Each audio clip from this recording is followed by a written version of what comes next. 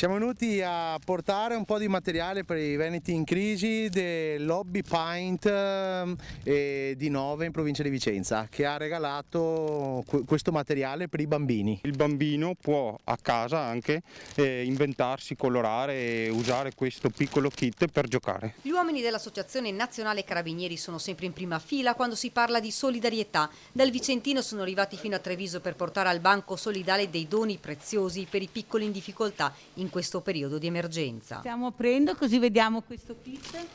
Allora, l'elemento in ceramica. Guardate che bello. Da colorare.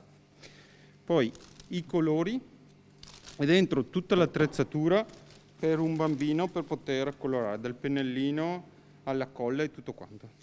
Guardate che idea geniale, anche perché un bambino può diventare anche creativo. Una borsetta che farà tornare il sorriso a molti bimbi, come ci spiega la nostra Mirella. Far divertire i bambini in un momento così delicato, così difficile anche per loro, ma forse sono più grandi di quello che pensiamo e hanno una sensibilità diversa.